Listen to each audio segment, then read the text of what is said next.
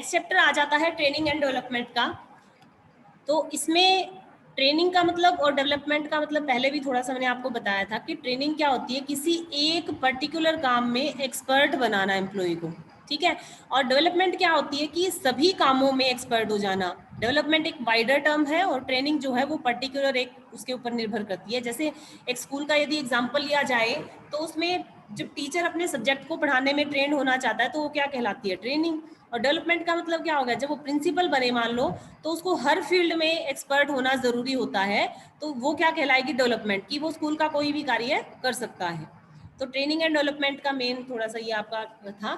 तो प्रशिक्षण से कर्मचारियों की निपुणता में क्या होती है, वृद्धि होती है। किसी भी व्यक्ति को, किसी भी एम्प्लॉय को जब ऑर्गेनाइजेशन में लगाया जाता है तो उसको नॉलेज नहीं होती, थोड़ा बहुत पता भी होता है तो, लेकिन इतना वो एक्सपर्ट नहीं होता उस काम में कि उसको पता नहीं होता कि मुझे इस काम को कैसे करना है।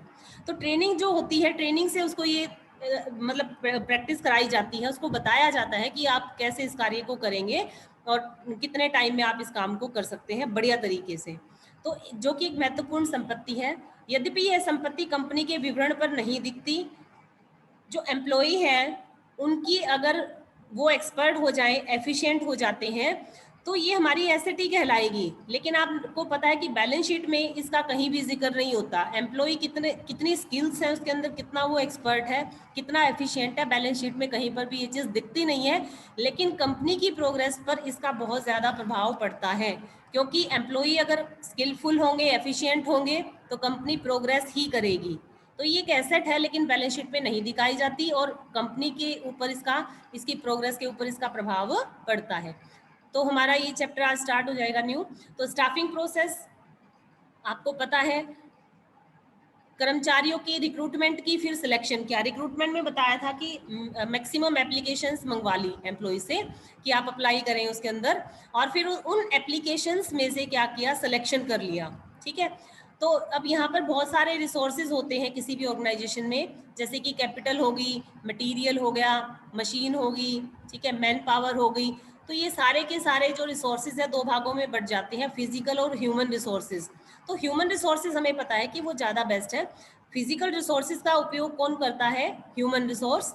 तो ह्यूमन रिसोर्स को अगर हम कुशल बना दें, उसको एक्सपर्ट बना दें, उसको एफिशिएंट बना दें, तो वो जो फिजिकल रिसोर्सेज है उनका बेस्ट यूटिलाइजेशन वो अपने आप ही कर लेता है। तो अब हम देखते हैं training and development and introduction. अब इसमें ट्रेनिंग एंड डेवलपमेंट मानव संसाधन, ह्यूमन रिसोर्स उत्पादन के एक मानवीय घटक की ओर संकेत करता है। यानी ह्यूमन रिसोर्स का मतलब क्या होता है कि जो एम्प्लॉयज काम कर रहे होते हैं किसी ऑर्गेनाइजेशन में, उन्हीं को क्या कहा जाता है, ह्यूमन रिसोर्स कहा जाता है, ठीक है। तो इसमें ये है। और डेवलपमेंट क्या है, डेवलपमेंट इस एम्प्लॉय को, ट्रेनिंग में तो इस एम्प्लॉय को क्या किया जाता है, एक फील्ड में एक्सपर्ट बनाया जाता है, और डेवलपमेंट में वो हर फील्ड में क्या हो जाता है, एक्सपर्ट।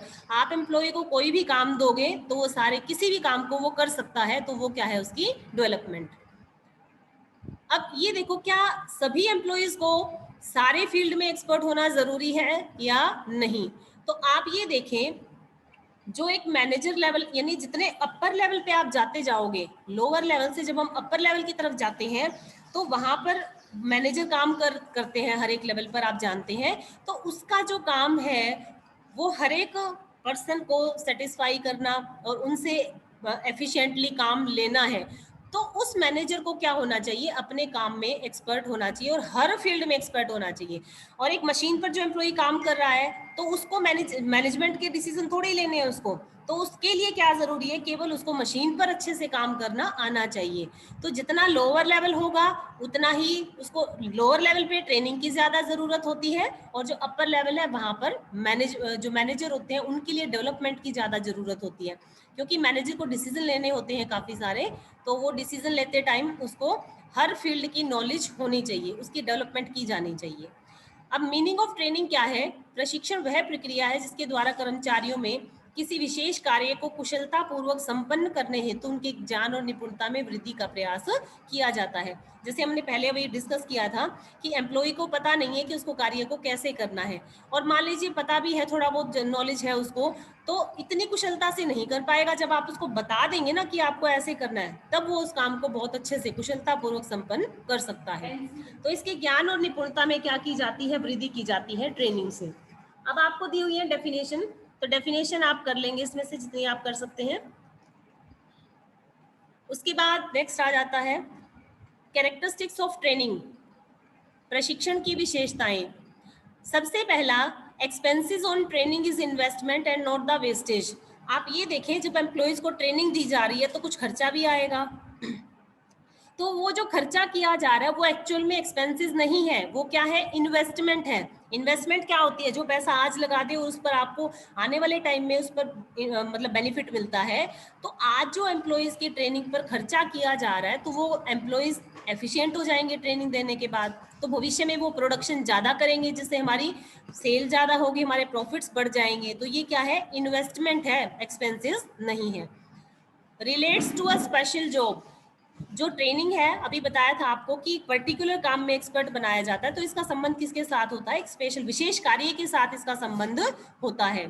संस्था और कर्मचारी दोनों के लिए लाभदायक, beneficial to both the organisation and the employees. अब देखो, अगर ट्रेनिंग दी जा रही है किसी कर्मचारी को तो ये दोनों के लिए बेनिफिशियल है।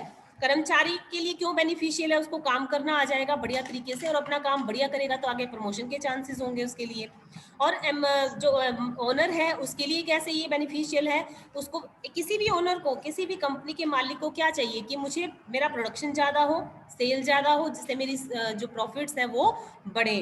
अब एम्प्लॉयज़ अगर कुशल होंगे, एफिशिएंट होंगे तो वो प्रोडक्शन बढ़ाएंगे ऑब्वियसली, तो मालिक का सपना तो अपने आप ही पूरा हो जाएगा। तो ट्रेनिंग का जो बेनिफिट है वो दोनों पक्षों के लिए होता है। कॉन्टिन्यूस प्रोसेस, ऐसा नहीं है कि एक एम्प्लॉय को एक बार ट्रेनिंग दे दी और हमेशा के लिए वो काम करेगी। अब आप ये देखें, जैसे पहले मैनुअली काम किया जाता था, मतलब हाथ हाथ से कोई भी काम कर लिया जाता था। और जैसे अकाउंट्स बनाने का एग्जांपल ले लें आप, पहले हैंड रिटन होता था सब कुछ, अब क्या है, लैपटॉप पे काम। तो जब लैपटॉप पे अकाउंट्स बनाने हैं तो एम्प्लॉय को तो नॉलेज नहीं है कि कैसे बनाने हैं, तो उसको ट्रेनिंग देनी पड़ेगी। और उसके बाद हो सकता है थोड़े टाइम के बाद कोई और नई टेक्नोलॉजी आ जाए तो उस पर काम करना पड़ सकता है, तो एम्प्लॉय को फिर ट्रेनिंग देनी पड़ेगी। तो ट्रेनिंग जो होती है वो कैसी होती है, कॉन्टिन्यूस प्रोसेस है ये। एक बार देने के बाद हमेशा के लिए काम हो जाएगा ऐसा नहीं होता, जब जब कोई चेंजेस आएंगे तब तक ट्रेनिंग की आवश्यकता होती है। Training and development are different, ये बताया था। ट्रेनिंग किसी काम में किसी विशेष कार्य में निपुण बनाना, और डेवलपमेंट क्या है, सभी क्षेत्रों की जानकारी प्रदान करना। Training and education are different, education और ट्रेनिंग जो है वो दोनों अलग है। एग्जाम्पल दिया हुआ है, जब एक कोई एम्प्लॉई है, कुछ पुर्जों को जोड़कर एक नई मशीन बनाना सिखाया जाएगा तो ये क्या होगा, उसकी ट्रेनिंग होगी। जब कोई व्यक्ति इंजीनियरिंग का कोर्स करता है तो शिक्षा, जैसे आप स्कूल में पढ़ रहे हैं अभी, ठीक है, तो ये क्या है, एजुकेशन। और आप जब एक्चुअल में वो मशीन बनाना सीख जाता है, कोई एम्प्लॉय मशीन बनाता है एक्चुअल में पुर्जों को जोड़कर, तो प्रैक्टिकल वर्क जब कर रहा है तो वो क्या है, उसकी ट्रेनिंग। नए और पुराने दोनों कर्मचारियों के लिए आवश्यक है, ऐसा नहीं है कि केवल पुराने कर्मचारियों को दी जाए ट्रेनिंग, नए और पुराने दोनों, सभी को ट्रेनिंग तो सभी को देनी पड़ेगी, ठीक है, तो दोनों के लिए ये आवश्यक होती है। उसके बाद training is necessary for all the managerial levels, जितने भी मैनेजरियल लेवल हैं उन सब के लिए भी क्या है, ट्रेनिंग आवश्यक होती है।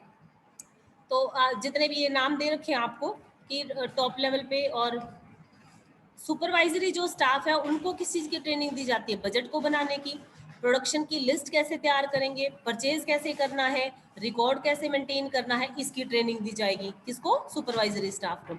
मिडिल लेवल के मैनेजर को क्या ट्रेनिंग दी जाती है, उनको प्रैक्टिकल ट्रेनिंग दी जाएगी, ठीक है, सॉरी, प्रैक्टिकल की अपेक्षा थ्योरेटिकल ट्रेनिंग की आवश्यकता होती है, जिसमें इनको प्लानिंग, ऑर्गेनाइजिंग, स्टाफिंग, डायरेक्टिंग और कंट्रोलिंग के बारे में जानकारी दी जाएगी। और टॉप लेवल के जो मैनेजर्स हैं उनको लेबर रिलेशन, फाइनेंशियल मैनेजमेंट यानी कि वित्त का प्रबंध, पैसे का प्रबंध कैसे करना है, प्रोडक्शन मैनेजमेंट यानी कि प्रोडक्शन को कैसे मैनेज करना है, कैसे प्रोडक्शन को बढ़ाना है, क्या क्या कार्य उसके लिए इन सब की ट्रेनिंग उनको दी जाएगी। और एक जो ऑर्डिनरी वर्कर्स हैं, ऑर्डिनरी वर्कर क्या होते हैं, जो मशीनों पे काम कर रहे हैं एम्प्लॉयज, तो उनको अपने काम को अच्छे से यानी मशीनों को चलाने का उनको प्रशिक्षण दिया जाता है। तो सभी स्तरों पर ये आवश्यक है। तो ये थी इसकी विशेषताएं। और उसके बाद प्रशिक्षण की आवश्यकता क्यों है, नीड ऑफ ट्रेनिंग। आज बिजनेस में काफ़ी चेंजेस हो रहे हैं, आप देख रहे हैं कंपटीशन इतना ज़्यादा है, तो ट्रेनिंग की जो नीड है वो काफ़ी बढ़ गई है, क्योंकि टेक्नोलॉजी चेंज हो रही है। उस टेक्नोलॉजी को कैसे यूज़ किया जाना है ये ट्रेनिंग के जरिए ही सिखाया जाता है। तो प्रशिक्षण से क्या होगा, प्रोडक्शन बढ़ेगा, जो क्वालिटी है और क्वांटिटी है उसमें इंप्रूवमेंट आएगा, और मशीनों का सही प्रयोग किस प्रकार से करना है वो सारी चीजें इनको सिखाई जाएंगी एम्प्लॉइज को। इससे क्या होगा, कर्मचारी बढ़िया काम करेंगे ट्रेनिंग करने से, ट्रेनिंग को लेकर वो अपने काम को बहुत अच्छे तरीके से करते हैं, जिससे क्या होगा, उनको प्रमोशन के चांसेस मिल जाएंगे। ठीक है, तो दोनों के लिए ये बेनिफिशियल है। संगठन को क्या लाभ होते हैं, कंपनी को क्या लाभ होंगे इससे, माल और मशीन का मितव्ययी तथा सही प्रयोग, most economical and the best use of material and equipments, यानी कि जितना भी जो रिसोर्सेज होते हैं ऑर्गेनाइजेशन के, अनट्रेन्ड व्यक्ति उनका इस्तेमाल करेगा तो वेस्टेज करेगा बहुत ज्यादा, और जब ट्रेनिंग में आपने सिखा दिया कि कैसे करना है तो वो उनका बेस्ट यूटिलाइजेशन करेगा, जिससे क्या होगे, जो कंपनी है उसके खर्चे क्या हो जाएंगे, कम हो जाएंगे। Second, improvement in quality and quantity of output, जब ट्रेनिंग दे दी जाएगी किसी भी एम्प्लॉय को तो उसकी क्वालिटी, जो प्रोडक्शन किया जाएगा उसके द्वारा, उसकी क्वालिटी भी बढ़िया होगी और क्वांटिटी मतलब ज्यादा क्वांटिटी में प्रोडक्शन होगा। इसके बाद लेस रिक्वायरमेंट ऑफ सुपरविजन, देखिए जब आप एक पर्सन को सिखा देते हैं कि आपने अपने काम को ऐसे करना है तो बार बार देखने की जरूरत नहीं है, एक दो बार उसको देखना पड़ेगा कि आपने सिखाया और देख लिया कि कैसे कर रहा है, तो बार बार सिखाने की तो इसीलिए पर्यवेक्षण की कम जरूरत होती है। ट्रेन्ड व्यक्ति अपने काम को बढ़िया ही करेगा ऐसा माना जाता है, तो उसके ऊपर सुपरविजन की जरूरत नहीं है। नेक्स्ट आ जाता है रिड्यूस्ड लेबर टर्नओवर एंड एब्सेंटीज्म। दोनों के लिए हमने बताया कि अगर ट्रेनिंग दी, एम्प्लॉय अपने काम को बढ़िया तरीके से करने लग गया तो उसके प्रमोशन के चांसेस बन गए, और वो क्या करेगा, कोशिश कि मैं छुट्टियां ना करूं, मैं अपना बेस्ट दूं, तो वो ये कोशिश करता है, अनुपस्थित मतलब एब्सेंट नहीं रहता वो, ठीक है। और प्रोडक्शन ज्यादा हो रहा है तो मालिक सेटिस्फाई है, अब मालिक उनको नौकरी से कभी भी नहीं निकालेंगे, तो इससे क्या होती है, लेबर टर्नओवर कम होती है। लेबर टर्नओवर यानी जो एम्प्लॉइज है, जो लेबर है वो हमारी ऑर्गेनाइजेशन को छोड़कर दूसरी ऑर्गेनाइजेशन में नहीं जाएगी, तो एब्सेंटीज्म भी क्या होती है, कम होती है। इंप्रूवमेंट इन एडेप्टेबिलिटी, ग्रहणशीलता में वृद्धि, जब एक कर्मचारी को, एक एम्प्लॉय को ट्रेनिंग दी जाएगी कॉन्टिन्यूसली, तो उसका मेंटली क्या होगा, डेवलप होगा, उसका मानसिक रूप से विकास होगा उसका। अब नई नई टेक्नोलॉजी को वो खुद ही ग्रहण करने लग जाते हैं, और नई चीज़ों को सीखने के लिए उनका इंटरेस्ट बन जाता है कि भी हमें कोई नई चीज़ सीखनी चाहिए। नेक्स्ट आ जाता है benefits to the employees, employees को क्या बेनिफिट होंगे ट्रेनिंग देने के, increase in capacity and efficiency, बिल्कुल ट्रेनिंग देंगे तो उनकी कैपेसिटी भी बढ़ेगी और उनकी एफिशिएंसी भी बढ़ेगी। इंक्रीजेज देयर मार्केट वैल्यू, जब भी कोई एम्प्लॉय है, एक अनट्रेन्ड पर्सन और ट्रेन्ड पर्सन दोनों को आप हायर करेंगे तो उनकी सैलरी अलग अलग होगी। ट्रेन्ड व्यक्ति की जो सैलरी है वो कैसी होगी, ज़्यादा होगी, और जो अनट्रेन्ड पर्सन है उसकी जो मार्केट वैल्यू किसको कहा, यही कि उस व्यक्ति को जब ऑर्गेनाइजेशन हायर करती है तो उसको ज़्यादा पैसे देने पड़ेंगे एम्प्लॉय को जो ट्रेन्ड है, और अनट्रेन्ड को कम सैलरी भी दी जा सकती है, तो उसके मार्केट जो वैल्यू है उसमें वृद्धि होती है, वो इंक्रीज होती है। फ्यूअर एक्सीडेंट्स, कोई भी जैसे लेबर वगैरह है ये मशीनों पे काम करती है, अगर आप इनको ट्रेनिंग नहीं देंगे तो एक्सीडेंट होने के ज़्यादा चांसेस रहते हैं, लेकिन जब मशीन चलाना बढ़िया तरीके से सिखा दिया, उसको ट्रेन कर दिया, तो जो एक्सीडेंट है उनकी दुर्घटनाएं जो होती हैं वो अब कम हो जाती हैं। जॉब सेटिस्फेक्शन, अब एम्प्लॉय को प्रमोशन ट्रेंड कर दिया, उसको काम बढ़िया कर रहा है, उसको नौकरी से नहीं निकाला जाएगा, तो उसको क्या मिलेगी, संतुष्टि, अपने काम में वो संतुष्ट होगा, और अपने काम में संतुष्ट होगा तो उसके अंदर एक कॉन्फिडेंस भी आएगा। ठीक है, तो ये थे इसके महत्व।